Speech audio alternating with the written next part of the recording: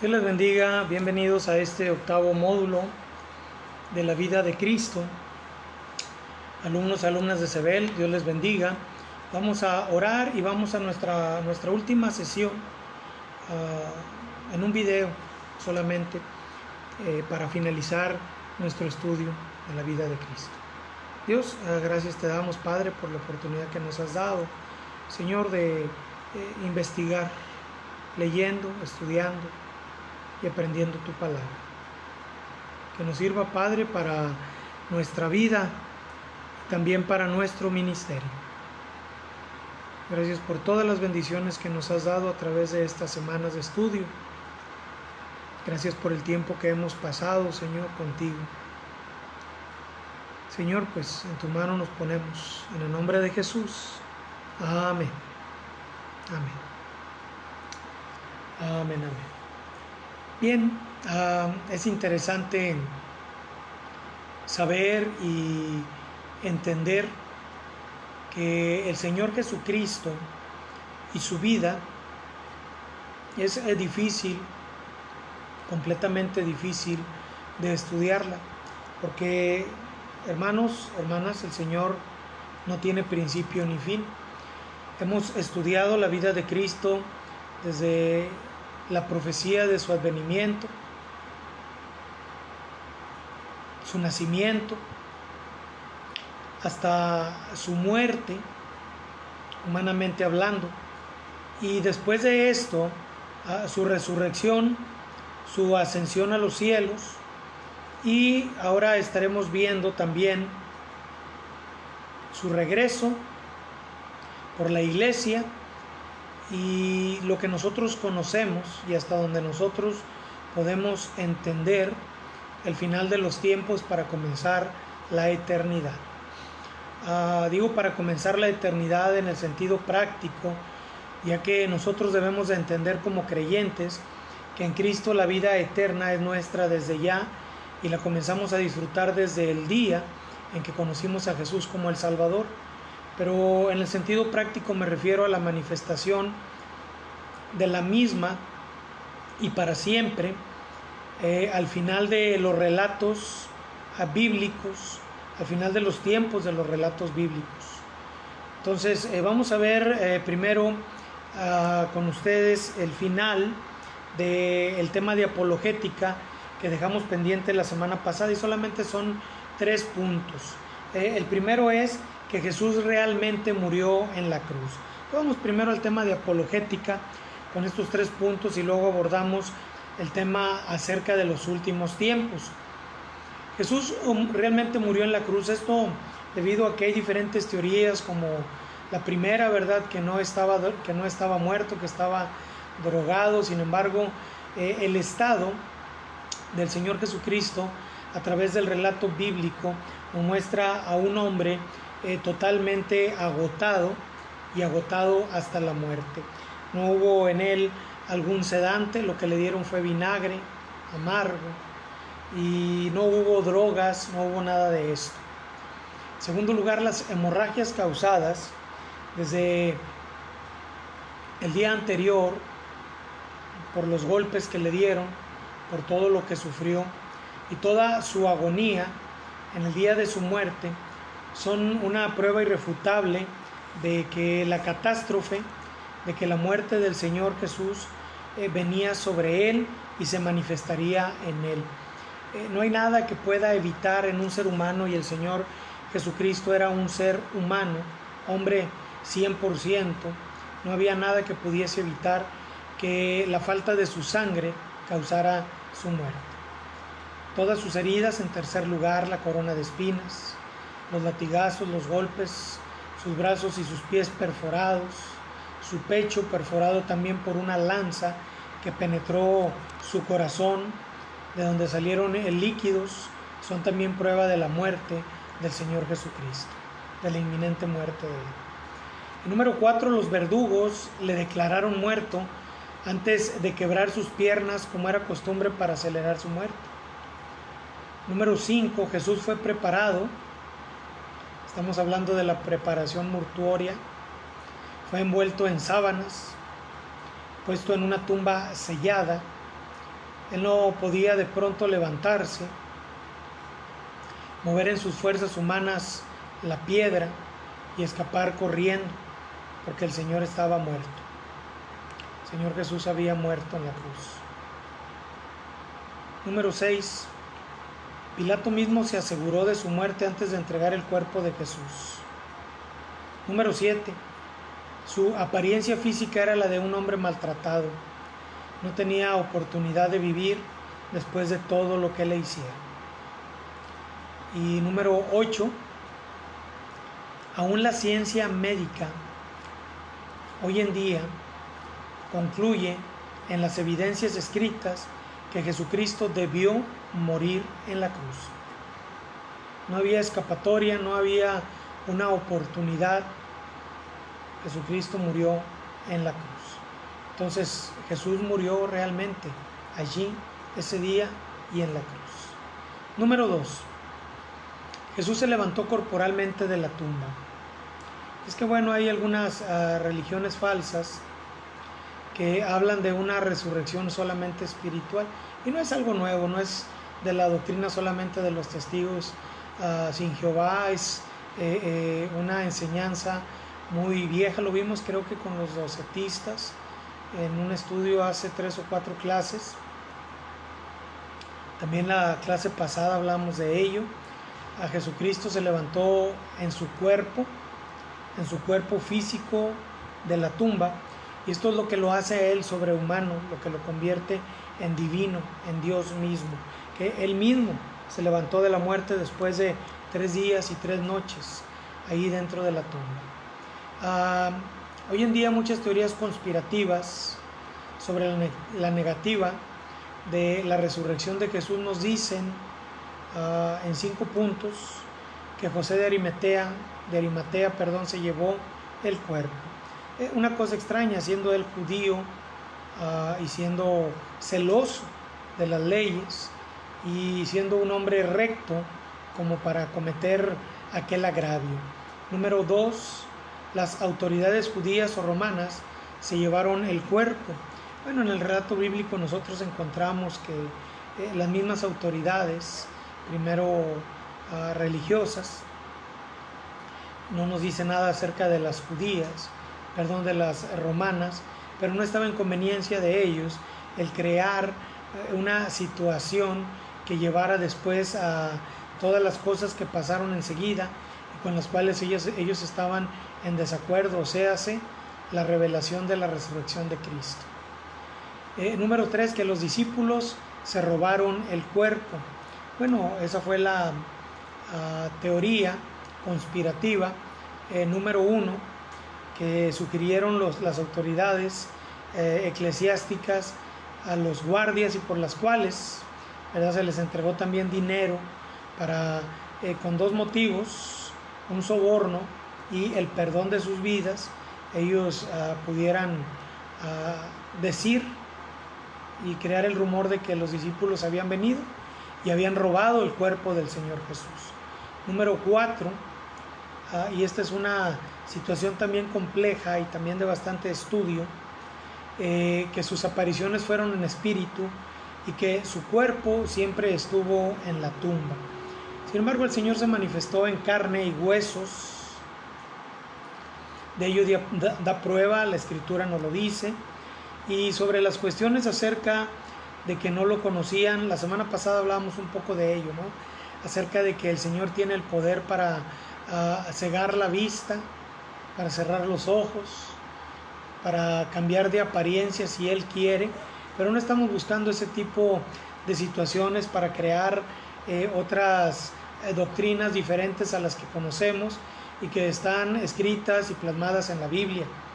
El Señor desde luego que es espíritu, pero el Señor también, ¿verdad?, es carne, porque el Señor Jesucristo fue Dios 100% y hombre 100%, y lo sigue siendo. Entonces, el Señor Jesucristo, cuando se presentó con los apóstoles, y creo yo, ¿verdad?, que esta es una parte de la Escritura que no deja lugar a dudas. Él les dice: miren mis manos, miren mis pies, yo mismo soy. Lo mismo le dice a Tomás. Y bueno, pues ahí está la prueba, ¿verdad? Y número 5, que las mujeres que dieron testimonio y que pudieron engañar a todos los demás. Bueno, esa es la teoría. Cuando llegaron a la tumba, no era la tumba del Señor Jesucristo. Habían ido allá después de preguntarle al hortelano, al que cuidaba ahí el jardín o el sepulcro, los sepulcros, el panteón, a dónde le han puesto, lo han puesto por allá, y que él les dio una seña diferente de dónde estaba el cuerpo de Jesús. Entonces cuando llegaron ellas y encontraron la tumba vacía, corrieron e inventaron la historia de la resurrección del Señor Jesucristo. Bueno, son teorías que debemos de conocer y que bíblicamente, con todos los versos que tenemos en nuestra lectura, ahí anotados en nuestras notas, también podemos crear un buen bosquejo, elaborar un buen bosquejo acerca de la resurrección corporal del Señor Jesucristo. Y por último, número 3, Jesús apareció en un cuerpo resucitado. Ahora, por el hecho de que se dice que era espíritu, que aparecía en espíritu, que no había resucitado realmente, no se había levantado de la tumba. Tenemos nosotros en la Biblia testimonios y testimonios verdaderos, escritos por los apóstoles y por algunos 4 al menos testigos presenciales de la aparición del Señor Jesucristo. Podemos hablar de Mateo, de Juan, el apóstol, de Pedro, el apóstol, y de Pablo, a quien apareció al final y como un abortivo, a María Magdalena, fuera de los apóstoles y los testigos literarios, fuera de los que escribieron, María Magdalena, las otras mujeres, a todos los demás discípulos que no escribieron cartas, a todos los apóstoles, dice la Biblia 500 hermanos a la vez, al incrédulo de Santiago, su medio hermano. Bueno, tenemos todas estas bases bíblicas importantes para aquellos religiosos que aceptan la Biblia como palabra de Dios, pero que la tuercen. Y bien, pues para quienes no son religiosos, quienes no creen en Dios y no reconocen la Escritura como la palabra de Dios, pues juicio vendrá sobre ellos. Bien, pues estos son los 3 puntos que habían quedado pendientes allá en apologética. Los pongo por ahí en la parte final del resumen que estaré poniendo en unos momentos más ahí en la plataforma, junto con el video. Y bueno, pues quiero ir entonces al resumen acerca de los últimos tiempos, el resumen de los últimos tiempos. Ahora, sobre este tema, es un tema bastante escatológico, y como yo sé que ustedes llevan una materia de escatología, no voy a profundizar mucho, y si lo hago me disculpan. Solamente quiero recorrer la vida del Señor Jesucristo en los últimos tiempos. Entonces hemos estudiado otra vez su profecía del advenimiento de Cristo, Dios hecho hombre, su anunciación, su nacimiento, su infancia, los años del silencio, el retiro del Señor en el primer año, su manifestación y luego su retiro, el tiempo de fama del Señor Jesucristo, el tiempo del rechazo del Señor Jesucristo, su calvario, la muerte en la cruz, su sepultura y resurrección, su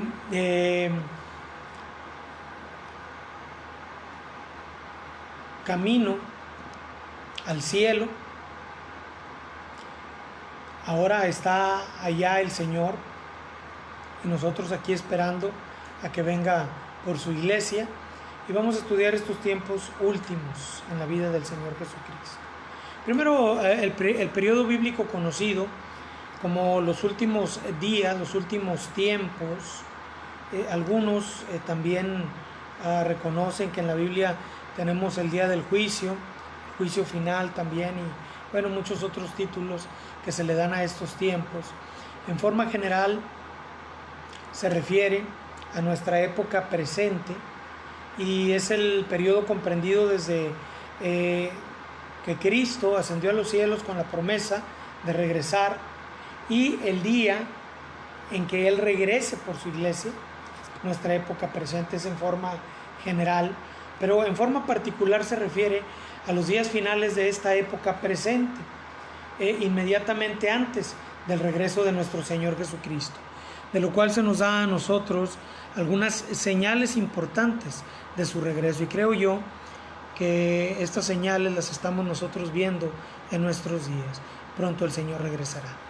Las preguntas que nosotros encontramos en Mateo 24:3, este es el número 2 de la introducción a este tema.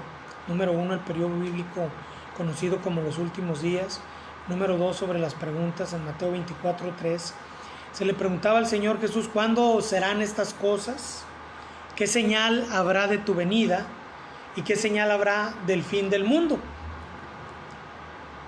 Hace muchos años, cuando yo escuchaba el que persevere hasta el fin será salvo, ahí en Mateo 24, me hacía la pregunta sobre cómo era en sí la pregunta formulada y cómo era contestada. Bueno, nosotros tenemos contestación en los versículos 4 al 14 de esta lectura. ¿Cuándo serán estas cosas? Para que nosotros no estemos adelantándonos y poniéndole fechas, ¿verdad? A la palabra de Dios nos dice que habrá señales. ¿Qué señal habrá de tu venida?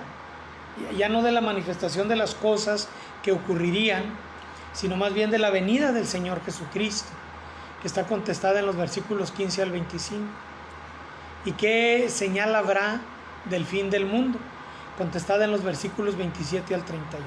Ahora, en la última parte estaremos nosotros viendo sobre la venida del Señor Jesucristo en las nubes y la venida del Señor Jesucristo a la tierra, porque la segunda venida de Cristo debemos de entender nosotros que está compuesta, ¿verdad?, de dos partes: la venida por sus santos en las nubes, la resurrección de los muertos en Cristo, ¿sí?, y la transformación de los santos para estar en los cielos, 7 años de tribulación y después la manifestación gloriosa de nuestro Señor Jesucristo viniendo a la tierra con todos sus santos. Esto para entrar en el milenio. Bien, las características de los últimos días. Este es el primer punto y es un punto muy corto de nuestra lección.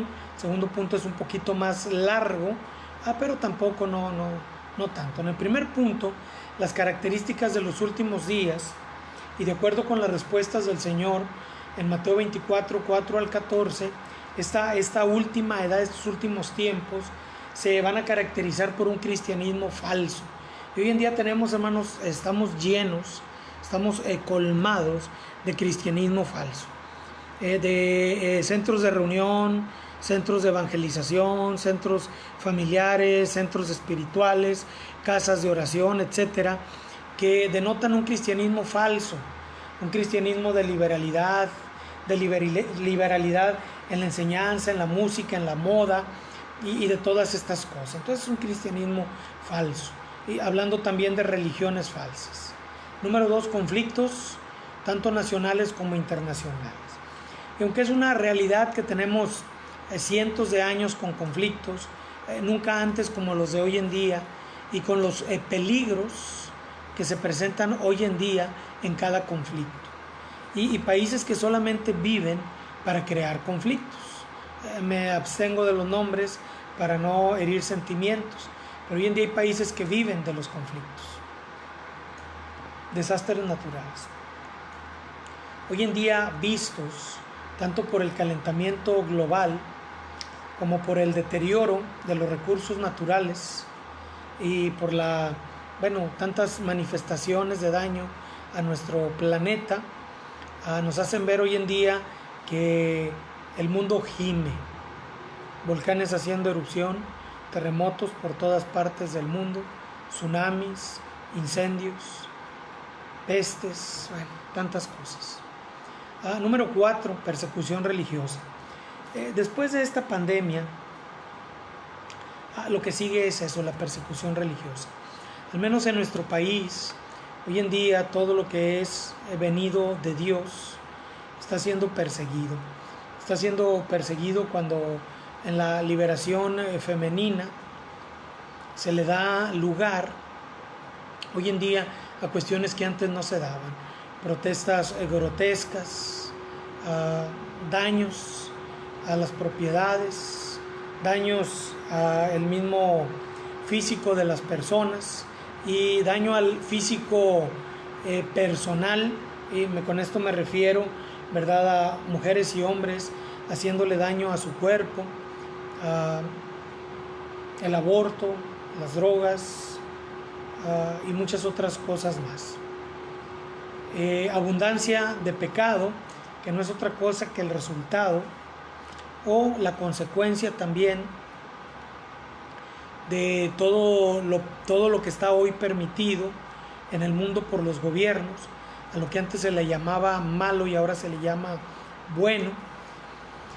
El pecado va a sobreabundar en nuestro mundo cada día más. Aquellos creyentes, o que dicen serlo, que luchan en contra de todas estas cosas, déjenme decirle, hermanos, que bueno, por nuestra buena voluntad, pero estamos perdidos cuando luchamos contra estas cosas, ya que son no otra cosa que la manifestación de que Cristo está pronto a venir y una predicación extensa del Evangelio. Todavía cuando yo era un niño, estoy hablando de hace 40 años, oía decir yo que el Evangelio se estaba extendiendo. Hace algunos 20 años, en el boom misionero aquí en México, pudimos ver cómo la obra misionera se extendía ya no solamente por todo el país, me refiero yo a mexicanos, argentinos, brasileños, venezolanos, chilenos, centroamericanos, por todo el mundo predicando el Evangelio, ya no solamente recibiéndolo, sino extendiéndolo a todas partes del mundo. Bien, pues en segundo lugar, dentro de este punto, tenemos la inferencia de este pasaje, porque la inferencia de este pasaje es que cosas fuertes y grandes se acelerarían hacia el final de esta edad, y podemos resumir esta edad a través de lo siguiente: un decaimiento moral. La moral hoy en día está por los suelos, y no que la gente esté desmoralizada, sino más bien que está inmoralizada. No que no haya moral, sino que más bien hay inmoralidad. Una declinación espiritual. El hombre hoy con sus labios dice glorificar a Dios, pero con sus actos rechazan ser hijos de Dios. Se dan mucho hoy en día al estudio bíblico, a la predicación o compartir por ahí sermones bastante complejos, ¿sí? Bastante profundos, pero que no llevan a nada al espíritu del hombre. Están en contra hoy en día de tomar decisiones, de doblar las rodillas, de orar a Dios, etcétera. Decaimiento espiritual. Desastres naturales, de los cuales hablamos hace poco, y diseminación del Evangelio. Bien, pues eso es lo que podemos nosotros resumir de este primer punto, que es características de los últimos días. Ahora, hablando, hermanos, de la segunda venida del Señor Jesucristo, podemos hablar de que este hecho fue anunciado por el mismo Señor Jesucristo, fue anunciado por Juan el Bautista, fue anunciado por los ángeles que estaban presentes cuando Jesús ascendió a los cielos, y por los apóstoles que a través de la Escritura anunciaron que Jesucristo regresaría.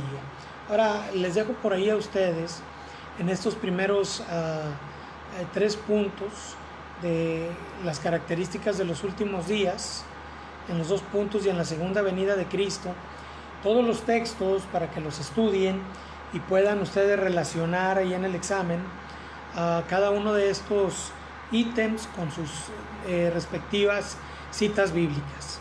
Inciso B, la seguridad del regreso de Cristo. La seguridad del regreso de Cristo, y yo cuando oí esto y lo entendí, que era un joven, pude dejar de fantasear acerca de pensamientos, de ideas y de situaciones que veía y escuchaba. Jesucristo fue anunciado miles de años, cientos de años antes de su venida.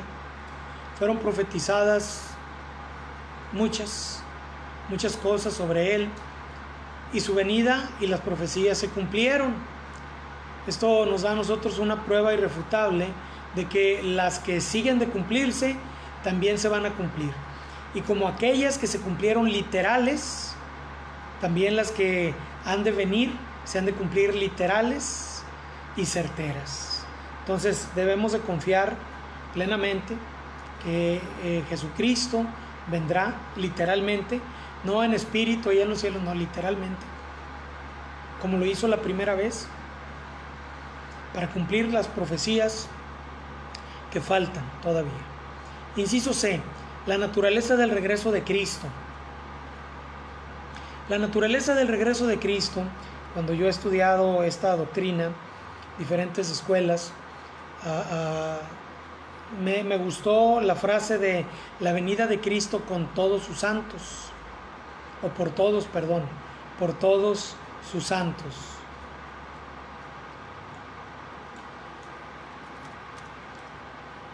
El regreso de Cristo por todos sus santos. Ahora, la Biblia enseña varios hechos acerca de la venida del Señor.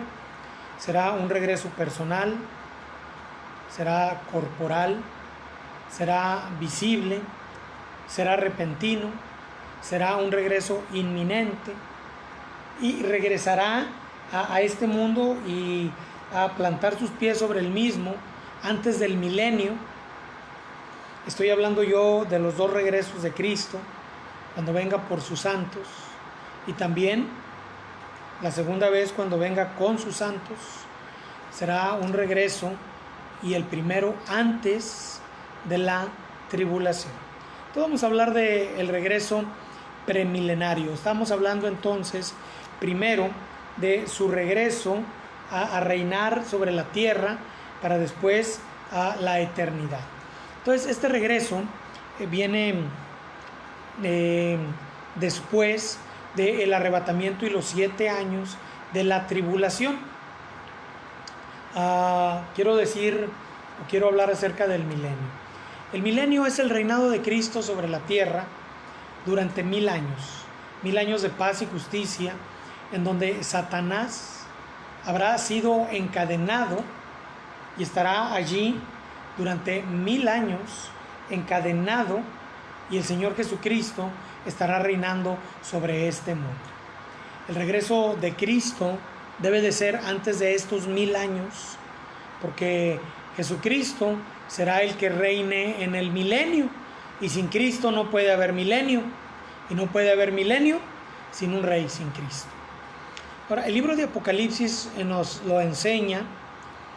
En el capítulo 1 hasta el 3 habla de la época presente y habla de las iglesias, aunque hay algunas enseñanzas bíblicas hoy en día que dicen que los escritos a las iglesias, a las 7 iglesias, no tienen nada que ver con la historia bíblica. Más que nada lo enseñan, si usted ha oído, ¿verdad?, acerca de los bautistas reformados, como ellos no creen en estas épocas, y ellos defienden el hecho de que Cristo guardó a la iglesia, a la verdadera iglesia espiritual dentro del catolicismo, para aparecer 1200 años después y manifestarse. Por lo tanto, ellos no creen en estos periodos, son anticatólicos y por lo tanto antirreformistas también.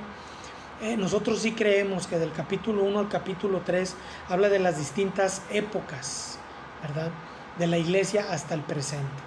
Versículo 4, capítulo 4 y 5, aún el 6, nos hablan y nos revelan a la iglesia en la presencia de Cristo. Y esto antes, ¿verdad?, de que vengan las situaciones complicadas de la tribulación sobre la tierra. Entonces es el arrebatamiento y el encuentro de los creyentes en gloria. Juan da testimonio de ello cuando dice que oyó una voz del cielo, fue al cielo y en el cielo vio todas estas cosas. Un precedente del arrebatamiento. Capítulo 19, después de todos los capítulos que hablan de la tribulación, la segunda venida de Cristo, y el capítulo 20 el milenio. El libro de Zacarías también lo enseña en el capítulo 14. En el verso número 2 nos habla de la tribulación. Los versículos 3 al 7, la venida de Cristo a este mundo.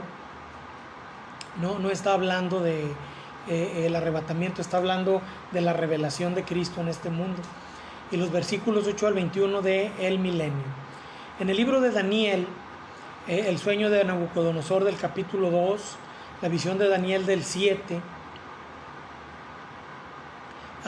en concordancia con Lucas 21-24, en la segunda parte, nos hablan de las diferentes épocas, de los diferentes reinados sobre este mundo, y bueno, pues es una prueba clara también e irrefutable del plan perfecto de Dios y de la revelación de Dios después del regreso de Cristo y el milenio. Bueno, entonces estamos nosotros hablando en la segunda parte de la revelación de Dios, ¿sí? O de la venida de Cristo con sus santos, mientras que en la primera parte de este punto número 7 hablaremos del arrebatamiento. Jesucristo presente en todos estos eventos. Las diferencias entre el arrebatamiento y la revelación. Primero el arrebatamiento, luego la revelación. En el arrebatamiento vemos a Cristo en las nubes, mientras que en la revelación vimos a Cristo en la tierra. En el arrebatamiento será un momento de gran gozo, mientras será un momento oscuro y tenebroso su revelación, ya que las naciones temblarán. El arrebatamiento habla de una unión con Cristo, de la iglesia y los creyentes con Cristo, mientras que la revelación habla del juicio de aquellos que rechazaron al Señor. El arrebatamiento puede ser en cualquier momento, hermanos, en cualquier momento. En este preciso momento podría ser, mientras que la revelación es precedida de señales y tiempos. El arrebatamiento tiene una relación con los santos y la revelación tiene una relación con el pueblo de Israel. Ahora, el regreso de Cristo, el arrebatamiento, el arrebato, aunque la palabra arrebato no viene precisamente en la Biblia, sí, la palabra rapto o arrebatamiento es la traducción del griego a nuestras Biblias, a nuestro español. La palabra de Dios enseña que este será antes de la tribulación por dos razones. Primero, la gran tribulación tiene que ver con la nación de Israel, no con la iglesia de Cristo. Si usted lee el Apocalipsis, mi hermano, toda la parte de la tribulación no tiene nada que ver con la iglesia del Señor. La iglesia del Señor ya no está. En segundo lugar, Dios ha prometido evitar que los cristianos pasen por este periodo tan terrible. Hay algunos que dicen, bueno, la tribulación o la mi tribulación. La iglesia va a sufrir por un tiempo para ser probada y luego llevada al cielo. Cristo sabe quiénes son la iglesia verdadera, quiénes son parte de su cuerpo. No tiene que probarnos.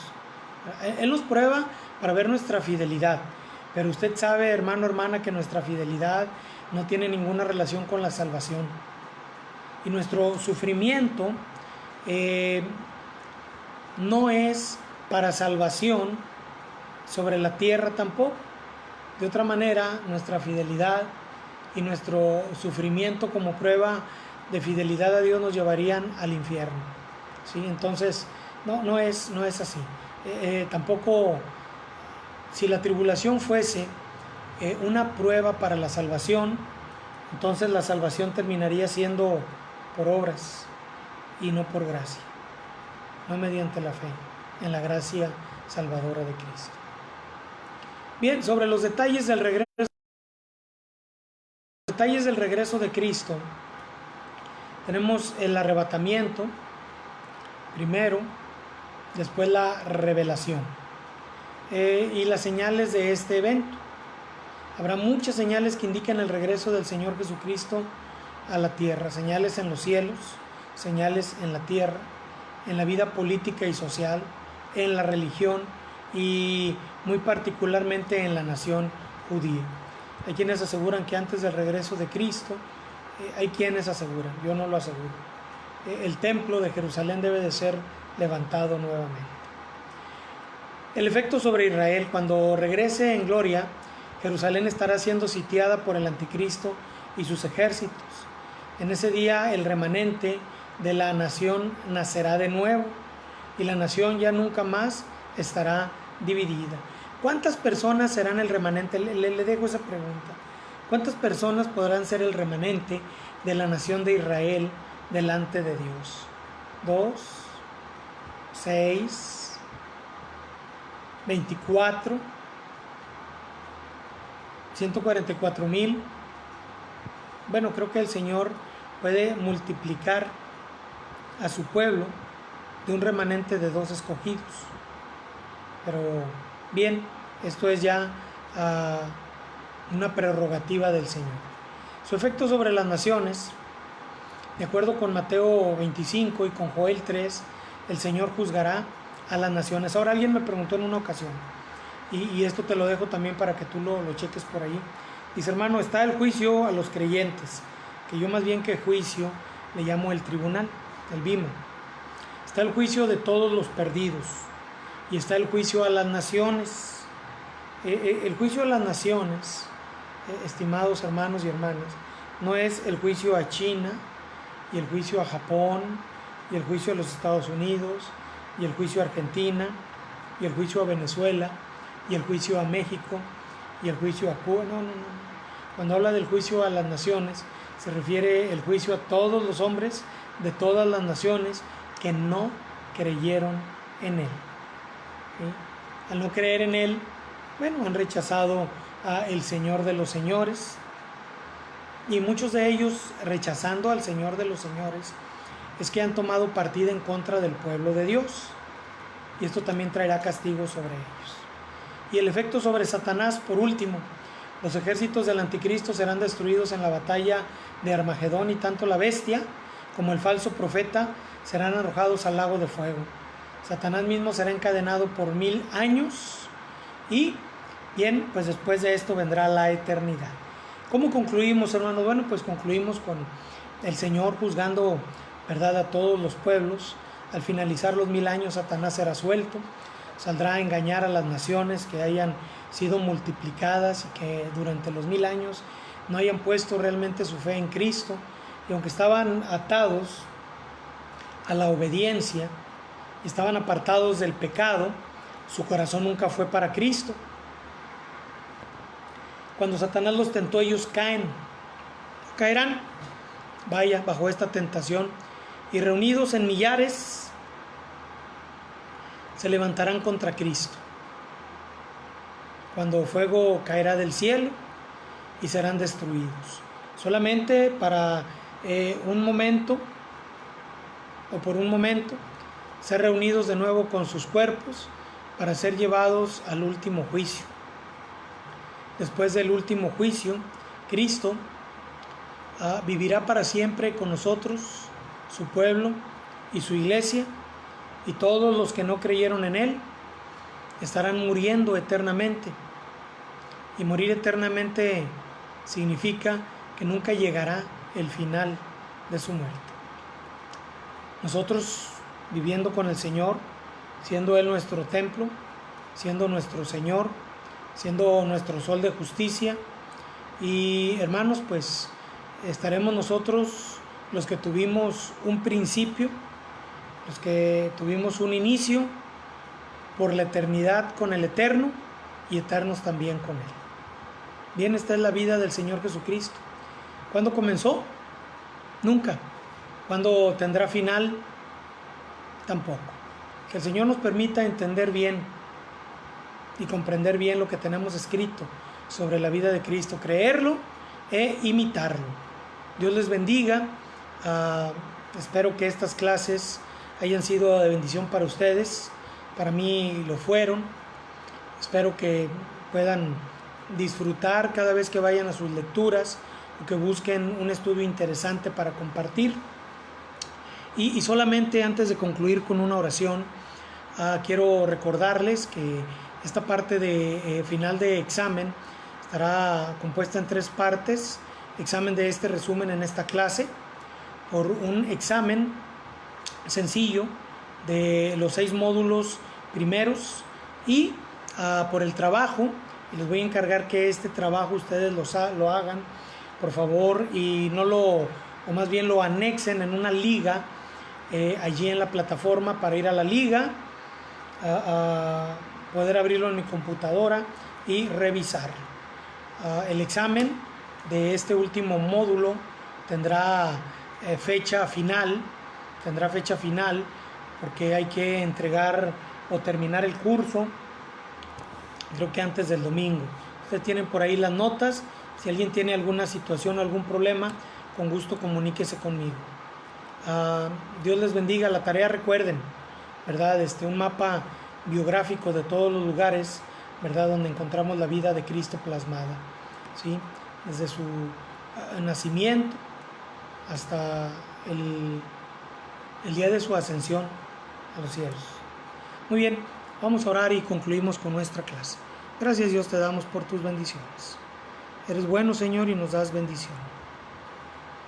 Te ruego que cada estudiante, cada hermano y cada hermana puedan seguir adelante, Señor, preparándose para su vida cristiana, para servirte a ti, para pastorear una iglesia, para acompañar a un pastor. Señor, que todos tomen, Padre, algo de ti, algo de tu palabra cada día. Gracias por la escuela, por el seminario, gracias por cada maestro, por los hermanos que son administradores, y gracias por permitirnos servirte de esta manera. En Jesucristo, amén. Dios les bendiga.